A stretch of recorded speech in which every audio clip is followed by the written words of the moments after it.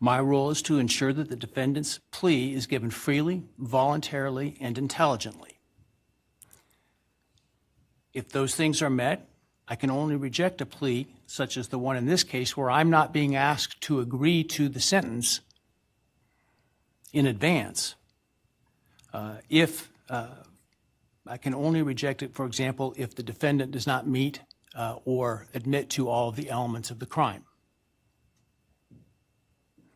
That is, I can ensure what is called a factual basis to the plea.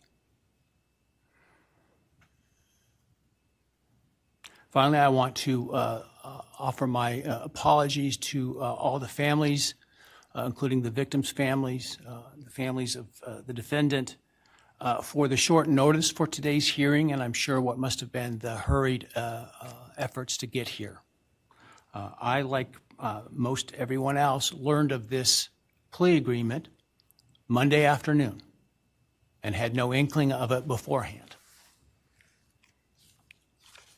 Prior to that time, I was under the belief that this case was proceeding to trial, as had been indicated, and my staff and I were busy continuing to work on preparations to have potentially 10,000 citizens of Ada County come to jury duty starting in mid-July, with the questionnaire process in mid-July. It was, once I learned of the defendant's decision to change his plea in this case, it was important that I take the plea as soon as possible because of the extraordinary administrative efforts that were otherwise attendant to the process of this getting this trial potentially underway on time, and including the significant process of bringing, again, potentially up to 10,000 jurors to come in and fill out juror questionnaires prior to the beginning of the voir dire process. And so it was important that we, if we're going to go down this road, do so expeditiously so that we can avoid those costs and expenses associated with that. Otherwise, if it was not going to result in a plea, or if for some reason the plea were to fall through today, that we could continue diligently towards trial at the time specified. And so that obviously required that we act quickly, and so some folks may have not had the amount of time that we would otherwise allow for them to travel here. And so, again, I apologize for that. I want to make people aware that during the hearing, if you are to leave the courtroom for any reason, you will not be readmitted during the hearing. Also, when we finish the hearing this morning, I ask that the public and media wait in their seats until the victims' families and the defendants' families and others are escorted out of the courtroom before you start to leave. Finally, I want to acknowledge the trial court administrator and her staff, the Ada County Sheriff, and the Ada County 4th District Marshal Service for the huge lift that they've accomplished in preparing for and orchestrating this hearing today, as well as to all the security attendant today that you see, and some of whom many of whom you don't see, with less than 48 hours notice. And so I appreciate the hard work that they've been doing.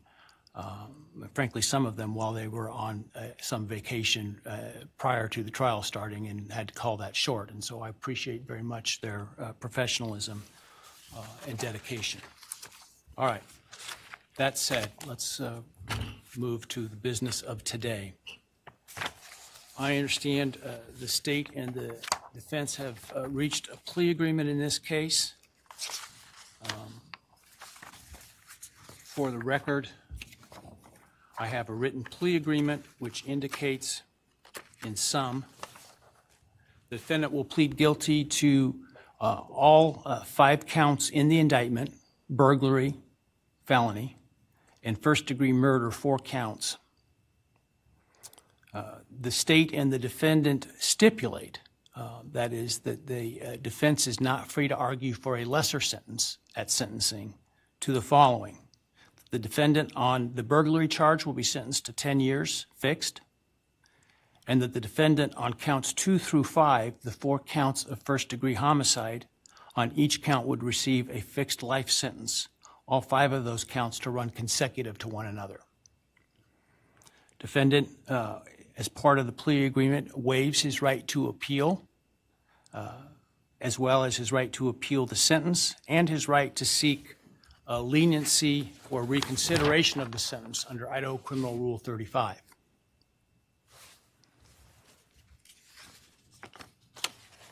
This is not a Rule 11 agreement, meaning the court is not bound by the plea agreement and could impose a different lawful sentence at sentencing. The stipulated agreement between the parties is the maximum on each count, so theoretically the only thing the court could do would be a lesser sentence at sentencing. But the defendant is not free to ask the court to do so under the plea agreement. Are there any other material terms of the plea agreement that the parties would like to make? Obviously, the plea agreement, the written plea agreement will speak for itself and be part of the court record. Not from the state, Your Honor. Thank you. No, Your Honor. Thank you. All right, very well.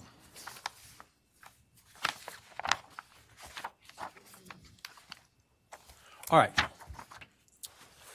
Ms. Taylor, have you had sufficient time to discuss this case and all of its ramifications with your client? I have, Your Honor. Have you discussed fully with him his rights, defenses, and possible consequences to him of the guilty plea? Yes, Your Honor. Have you been able to do all the discovery you feel necessary? Yes, Your Honor. And have you informed your client of the importance of providing the court truthful and accurate answers in taking this plea today? I have. Have you apprised your client of any and all offers and counteroffers and answered his questions about those? Yes, Do you consent to the entry of the plea today? I do. All right, Mr. Kohberger, I need to ask you some questions this afternoon, or I guess it's this morning still. I do this to ensure that so that I am assured that you understand the nature of the charges to which I understand you're going to plead guilty, as well as the possible consequences to you of your guilty pleas. I want to make sure your plea is given voluntarily, and I want to make sure that you actually committed the crimes to which you're pleading guilty, because I don't want you to plead guilty to a crime you didn't commit. If you attempt to plead guilty today, but for some reason I don't accept your plea, then it is possible that your statements today could be used against you later at trial. Do you understand that? Yes. All right, thank you. And now, while you're standing, actually, why don't you take the oath from the clerk? Do you solemnly swear or affirm that the testimony you shall give in the matter not being before this court shall be the truth, the whole truth, and nothing but the truth, so help you God? Yes. All right, and Mr. Kohberger, just to make it easier, you don't need to stand when you speak to me. I appreciate the sign of respect, but for convenience, you can remain seated, all right?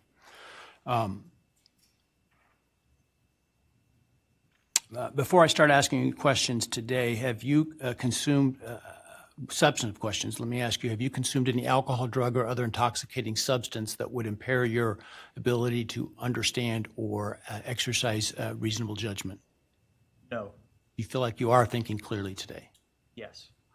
All right, I want you to understand what the possible penalties are for each of the crimes to which I understand you're going to offer a guilty plea today.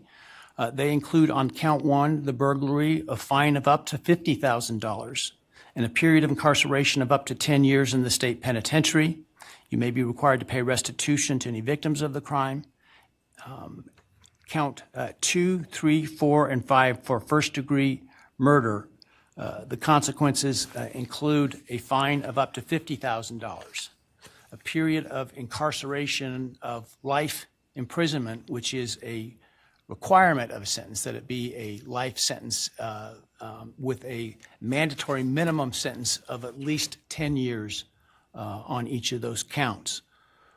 In addition, you would be potentially responsible for a fine of up to $5,000 to each of the victims of your crime to be enforced in the form of a civil judgment to operate as additional punishment. This is in excess of any restitution or fines that the court could order.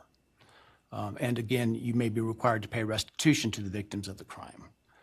You would be required to provide, as to counts 1, 2, 3, 4, and 5, a DNA sample and a right thumbprint impression, and potentially pay for analysis of those samples.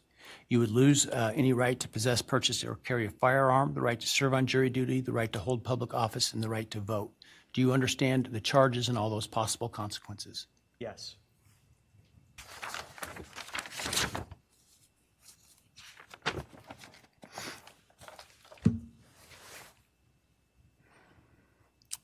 You've heard the plea agreement that I talked about today. Do you agree with that plea agreement? Yes.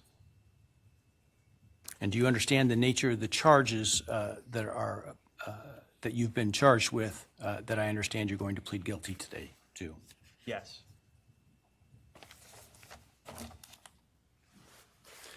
As I indicated, I'm not bound by the plea agreement, but the plea agreement is for the maximum on each count. Do you understand that I'm not bound by the plea agreement? Yes. Has anyone promised you that I would be lenient or easy on you if you pled guilty? No. Has anyone threatened you or anyone close to you to get you to plead guilty? No. Has anyone, other than the state's agreements with respect to the plea agreement, has anyone promised you anything in exchange for your plea agreement? No. Has anyone told you to be untruthful in answering my questions today? No. Has anyone offered you a reward of any kind other than the plea agreement in order to get you to plead guilty today? No.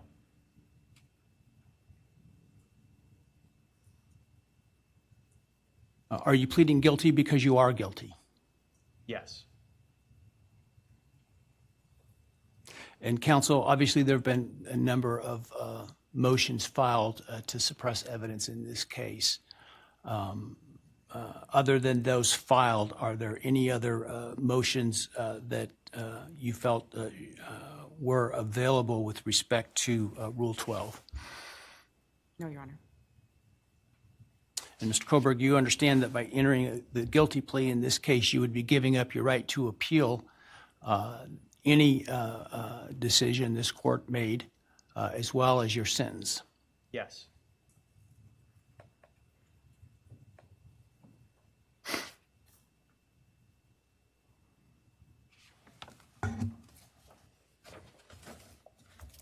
Have you had enough time to decide whether or not to plead guilty? Yes. Are you pleading guilty freely and voluntarily? Yes. Given your choices, do you believe it's in your best interest to plead guilty? Yes. Have you discussed fully the matter of pleading guilty with your attorney, and are you satisfied with the advice you've received? Yes. Has your attorney advised you to your satisfaction about what your rights are, what your defenses may be, and what the possible consequences to you of your guilty plea are? Yes. Has your attorney done everything you've asked them to do? Yes. Are you satisfied with their representation of you? Yes.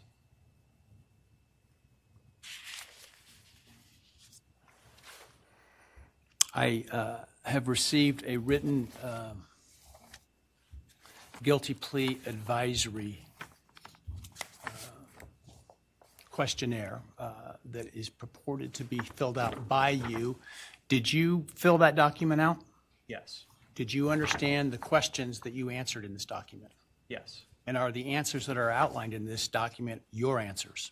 Yes. Are those answers truthful? Yes. Did you sign the document? Yes.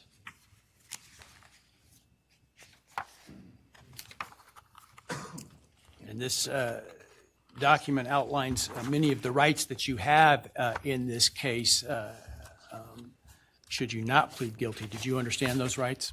Yes. They include a right to a jury trial. Do you understand that? Yes. They include a right to the presumption of innocence. Do you understand that? Yes.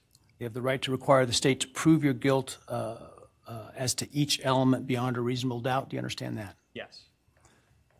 They include a right to confront your accusers and cross-examine witnesses presented by the state, including by utilizing the subpoena power of the court to accomplish that. Do you understand that? Yes. You understand you would have a privilege against self-incrimination and a right to remain silent, meaning you would not be compelled to testify if you did not wish to, had you not pled guilty. Yes. You understand you're giving up that privilege and those rights that I've just outlined by pleading guilty. Yes. All right, I want you to understand what the state would have had to have proven at trial had you, to the crimes that you're pleading guilty to, had you, if you didn't plead guilty. Let me find the document. Hang on a second here. All right.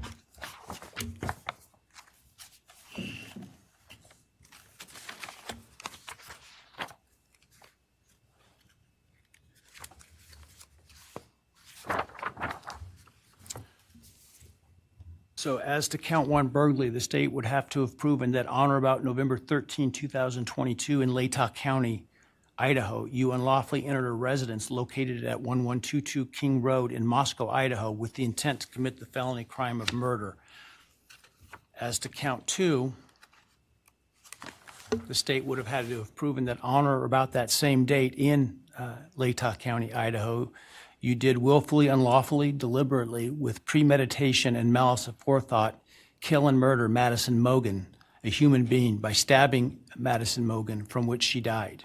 As to count three, the state would have had to have proven that on that same date in Latah County, at that same address, you did willfully, unlawfully, deliberately, with premeditation and malice aforethought, kill and murder Kaylee Gonzalez, a human being, by stabbing her, from which she died.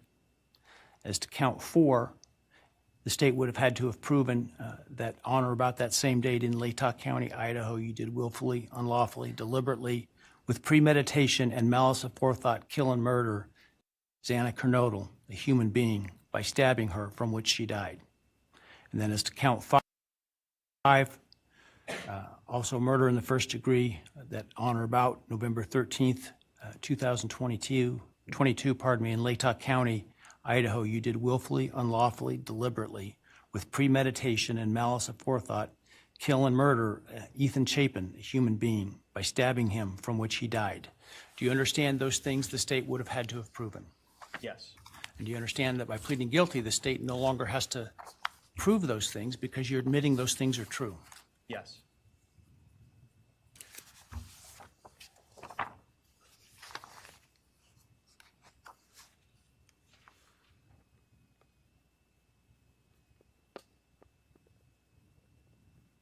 I want to also make, for the record, the defendant has provided with the guilty plea advisory form a document entitled Written Factual Basis that purports to have the defendant's signature dated 1 July 2025. Did you sign that document?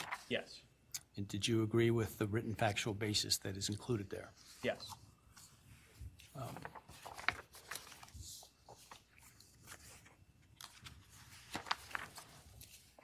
And then let me ask you, did you, on November 13th, 2022, enter the residence at 1122 King Road in Moscow, Idaho, with the intent to commit the felony crime of murder? Yes. Did you, on November 13th, 2022, in Latah County, state of Idaho, kill and murder Madison Mogan, a human being? Yes. And did you do that willfully, unlawfully, deliberately, and with premeditation and malice aforethought? Yes. Did you, on or about that same date in Moscow, Idaho, kill and murder Kaylee Gonzalez, a human being? Yes. And did you do that willfully, unlawfully, deliberately, and with premeditation and malice aforethought? Yes. And did you, on that same date in Moscow, Idaho, kill and murder Xana Kernodle, a human being? Yes. And did you do that willfully, unlawfully, deliberately, with premeditation and malice aforethought? Yes. And then on or about November 13th, 2022, again in Latah County, Idaho, did you kill and murder Ethan Chapin, a human being? Yes. Did you do that willfully, unlawfully, deliberately, with premeditation and malice aforethought? Yes. I would ask the state at this time to provide its recitation of its factual basis had this case gone to trial. Thank you, Your Honor. Your Honor, the organization of the resuscitation is different than what I think the court and the public may be familiar with from the probable cause affidavit and other documents. The state's evidence, as an overview, would show that back in March of 2022, when the defendant was residing at his parents' residence or was residing back in Pennsylvania, his home state, he purchased online a K-bar knife and sheath with an Amazon gift card that he had purchased shortly prior to the purchase of the knife, sheath, and sharpener. Jumping ahead, the end of June of that year, the defendant, Mr. Kohberger, moved from Pennsylvania to Pullman, Washington, which is right across the state line from Moscow, Idaho, for the purpose of pursuing a PhD in criminal justice at Washington State University. The state's evidence would indicate that beginning July 9th of 2022, Mr. Kohberger's phone began connecting to a cell tower that serves the area of the 1122 King Road residence in Moscow, Idaho. Now, I will acknowledge for the court and all present that there are many residences in that area. It's a dense population of mostly college-related occupants. Between July 9th of 2022 and November 7th, the defendant's phone connected to that particular tower during late night, early morning hours, 10 p.m. to 4 a.m., on approximately 23 times. Now, I will acknowledge also we do not have evidence that the defendant had direct contact with 1122 or with residents of 1122, but we can put his phone in that area on those times. In the interim, on August 22nd of 2022, Lake Tahoe County Sheriff's Deputy Darren Duke conducted a traffic stop in the early morning hour or late evening hours, about 11 p.m. On the west side of Moscow, on the Moscow-Pullman Road. This was a traffic stop of Mr. Kohberger's car, which turned out to be a 2015 white Hyundai Elantra with Pennsylvania plates. During the course of the traffic stop, Deputy Duke was able to obtain Mr. Kohberger's name, Bryan Kohberger, his phone number, and his address, which at that point was an apartment address in Pullman. We then move to the early morning hours of November 13th, 2022. The state's evidence would show that early morning hours on that day, Mr. Kohberger's phone left his Pullman residence, which is an apartment in kind of the central northwest part of Pullman. That phone was then subsequently turned off at approximately 2:54 a.m. and remained off until approximately 4:48 a.m. on Sunday, the 13th of November. The state's evidence would include at trial video surveillance of a business on the Moscow-Pullman Highway just across the state line from Moscow that would show a vehicle matching the description of the defendant's Hyundai Elantra entering Moscow at approximately 3:02 a.m. Compiled surveillance that the investigators put together from businesses and residents then show the defendant's car, the white Elantra, as I've described, circling the 1122 King Road area, that neighborhood, starting around 3:30 or so in the morning.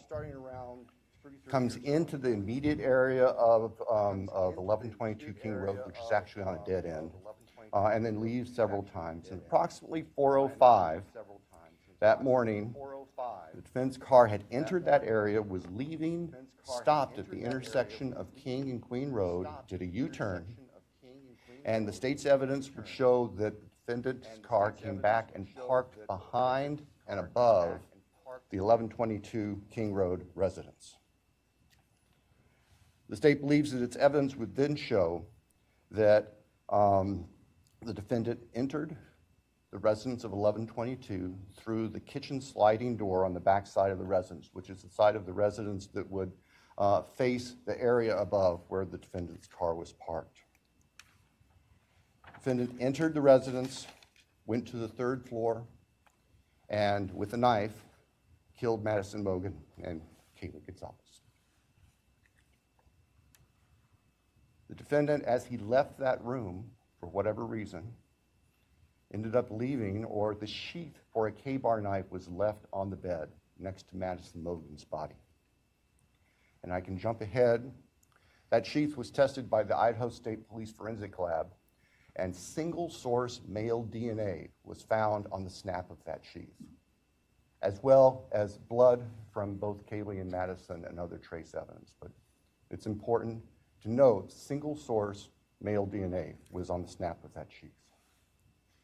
The state's evidence would show that Xana Knodel was still awake at this time. In fact, had taken a DoorDash order not long before this started. Her room was not on the 3rd floor, it was on the 2nd floor on the west side. As the defendant was either coming down the stairs or leaving, he encountered Xana, and he ended up killing her, also with a large knife. Ethan Chapin, Xana's boyfriend, was asleep in their bedroom, in her bedroom, and the defendant killed him as well with a large fixed blade knife. Each victim suffered multiple wounds. I will state for the record that there is no evidence there was any sexual component or sexual assault on any of the victims. I want to make that clear so there's no speculation. There were 2 other roommates in the house, and they were already asleep. During the course of this, one of those roommates awoke, looked out her door not knowing what was going on, and saw the defendant, who was dressed in black with a black balaclava on, holding some sort of container in his hand. And she saw him leave the house through the direction of the kitchen where that sliding door is that I mentioned before. At approximately 4:20 that morning, so this would have been 15 minutes or so later, the defendant's car is seen on a surveillance camera for 1112 King Road, which is immediately next door to the west of 1122, leaving the area at a high rate of speed. And if the court were to see that, or anybody in this courtroom would see that, you can see the car almost loses control as it makes the corner, heads north, and then turns to go south on Walinta, which is one of the only ways to get out of that part of town. The evidence would show that following that, the defendant in his Elantra drove south of Moscow. We know that he drove on the back roads because there are surveillance cameras on the main highways, Highway 95, that would have picked up the defendant's car if he'd gone that route. And they did not show the defendant's car on that route during the time. So we know that he went through a variety of back roads in very rural, isolated part of Latah County. About 4:48 that morning, the defendant's phone comes back on. And the evidence will show that that phone was located south of Moscow, likely at a side road intersection with Highway 95. From there, the defendant's phone activity tracks it heading back north towards Pullman, Washington, where the defendant lived. About 5:26, starting approximately 5:26, various surveillance cameras in Pullman, Washington pick up the defendant's vehicle as he enters Pullman from the south and heads north and slightly west towards his apartment, where he arrived at approximately 5:30 in the morning. Later that morning, Sunday, the 13th of November of 2022, Mr. Kohberger's phone returned to the area of King Road. We don't know exactly what he did, but it returned to that area. It's about 9 o'clock in the morning. He was there for about 10 minutes and then returned to his Pullman residence. About 9:30, the state's evidence will show, evidence taken from the defendant's phone, that he took a selfie of himself on his phone in what appears to be the bathroom of his Pullman apartment with a thumbs up. The defendant's phone then went to the Lewiston-Clarkston Valley, approximately 30 miles south of Moscow and Pullman. And the defendant is actually seen with his car at various businesses down there. This area is the confluence of the Clearwater River and the Snake River. Lewiston is Idaho's seaport. Large bodies of moving water down there. In addition to tracing the defendant's activities, as I've just outlined, on the 13th and leading up to the 13th, the state's evidence will show that following Sunday, November 13th, 2022, business records show that the defendant began searching for a K-bar knife and a K-bar knife sheath. as the state believes, to replace the one that was left at the scene of the murders. The evidence also will suggest that there were at least attempts by the defendant to delete or alter his purchase history on Amazon, where all these transactions had occurred. Later that week, the state's evidence will show that Mr. Kohberger went to what we would call DMV, motor vehicle licensing here in Idaho, in Pullman, to change his car registration from Pennsylvania to Washington. That's of note because Pennsylvania cars do not require a front license plate. The vehicles seen on the surveillance cameras of the defendant's car showed it didn't have a front license plate on it. At the time of the traffic stop by Deputy Duke in August, it was Pennsylvania plate, no front license plate. Mr. Kohberger proceeded to finish his semester of studies at Washington State University and returned to Pennsylvania for the holidays. Law enforcement at this point were aware of Mr. Kohberger, had been accessing information about him, were trying to find him. They located him in Pennsylvania, and they conducted what's called a trash pull. During the nighttime hours, agents of the FBI, who assisted immensely with this case, working with the sanitation department back in this neighborhood in Pennsylvania, took trash that had been set out on the street for collection, sent the contents of that from the Pennsylvania residence of the defendant's parents to the Idaho State Forensic Laboratory, where the lab experts there were able to identify DNA on a Q-tip as coming from the father of the person whose DNA was found on the knife sheath that was next to Madison Mogen's body in the bed. Subsequently, an arrest warrant was issued here in Idaho, and a search warrant was issued in the state of Pennsylvania with the assistance not only of the FBI, but the Pennsylvania State Police. Mr. Kohberger was arrested at his parents' home to return to Idaho. Upon his return to Idaho, a DNA sample was taken from him, and it matched the DNA found on the knife sheath next to Maddie's body at the crime scene. I can tell the court, in public, the weapon itself, the knife, has not yet been recovered. I can tell the court that the defendant's apartment in Pullman was searched, as well as his office. Spartan would be a kind characterization. There was virtually nothing there.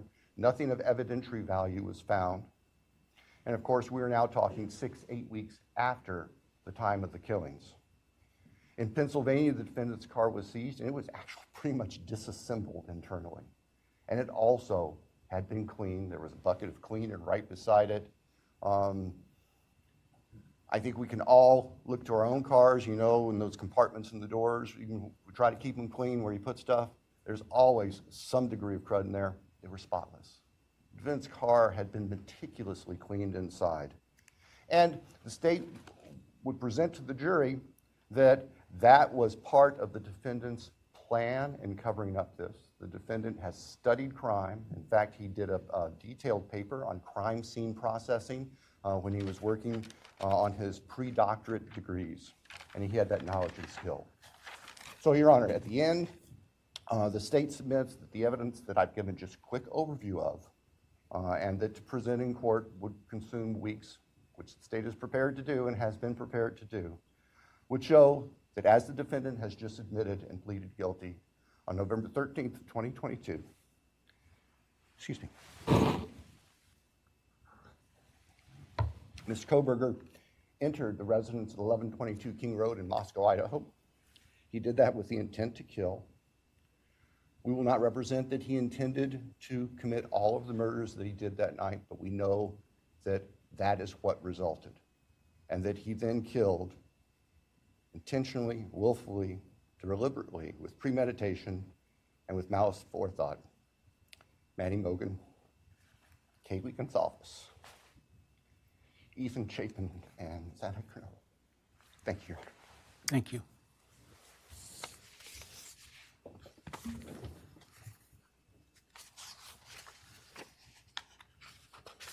All right, based on the state's proffer and importantly based upon defendant's explicit admission to committing these crimes. The court finds there is a factual basis. Therefore, with respect to count 1, burglary, felony, how do you plead, Mr. Kohberger, guilty or not guilty? Guilty. As to count 2, murder in the first degree, as it relates to the murder of Madison Mogan, how do you plead, guilty or not guilty? Guilty. As to count 3, as it relates to murder in the first degree for the murder of Kaylee Gonzalez, how do you plead, guilty or not guilty? Guilty. As to count 4, the first degree murder of Xana Kernodle, a human being, how do you plead, guilty or not guilty? Guilty. As to count 5, the first degree murder of Ethan Chapin, a human being, how do you plead, guilty or not guilty? Guilty. Right. The court will find that the defendant understands the nature of the charges and each offense and the possible consequences to him of his guilty plea. The court finds that there is a factual basis for the plea and finds the defendant believes the plea to be in his best interest. I find that the plea was given freely, voluntarily, and was intelligently made. I accept the plea. I direct that it be entered. I'll continue the matter for sentencing in this case. I think it was mentioned on the call Monday afternoon, the defense wishes to waive a pretrial investigation. Is that accurate? Yes, Your Honor. The state also? Yes, Your Honor, the state does not believe pre-sentence investigation is needed given the evidence that is available. We want to, though, make sure that all of the victims have the opportunity to make statements to the court at sentencing. Absolutely. And certainly both the state and the defense may present whatever sentencing memorandum and other documents you wish me to consider. The victims will be given an opportunity to provide the statements that they wish to at sentencing. Do we need more than 1 full day for sentencing? I do not believe so, Your Honor. Obviously, we have numerous victims, and we have victims who share unique perspectives on this, and we want to make sure that they all have time to express their feelings to the court. But I believe that if we can start perhaps 8:30 or so in the morning, that we should be able to complete it all in 1 day. Defense agree with that in terms of the time frame? Yes, Your Honor. All right. So as it happens, we have some time reserved in this case in July and August. The week of July 22nd is available. I don't know if that's too soon for the parties or the next week, the week of August 4 is available. Any preference? Your Honor, we're prepared as soon as the court wants to schedule it. The state, I believe, would be prepared on the 22nd. Right. We've told the victims' families that we're looking at approximately those dates. All right. So because of the plan to bring in so many jurors to fill out questionnaires, I had ordered that no other trials could take place in this courthouse the week of July 22nd. And so we will use that in terms of the sentencing date because of what I'm sure will be the significant interest of the media and the public and the logistics that will be required to make that happen. Without trials going, it'll be a lot easier to do that. So let's pick that week. Why don't we pick July 23rd with the idea that if for some reason we don't finish, we could continue into the 24th. We'll start at 9 in the morning. Does that give your team enough time, Sandra? 9 in the morning? All right. Any concerns with that date? No, Your Honor, thank you. No, sir. All right.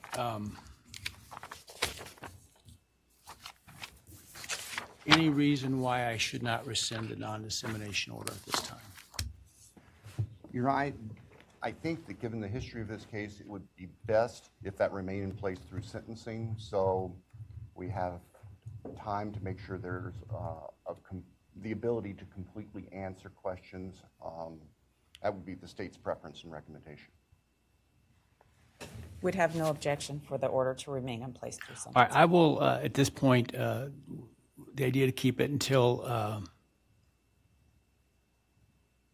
sentencing, which time it would be withdrawn. in order to give the parties the space and time to prepare to meet what I'm sure will be the deluge of media requests. That's at least my preliminary decision at this point. We can always revisit if it seems to be, for some reason, I should. That said, obviously, I don't think the defendant, a bond was ever set for the defendant. Were it would be revoked. The prior order allowing him to come in civilian clothes is revoked, given his plea and no longer the presumption of innocence. And in fact, now the actual conviction for the crimes. He will continue to be held at the jail pending sentencing. Is there anything else today? No, Your Honor. Thank you. I assume that the trial date will be vacated The trial and those is- 4 jurors will be released. The trial will be vacated, and I'm sure that the jury commissioner will get word to those that receive their summons that they won't be required to attend. So Thank you, Your Honor. that said, again, if you would all please wait for the parties and the victims' families and others to leave the courtroom before you do, I would appreciate it. And with that, we're adjourned. All right, please.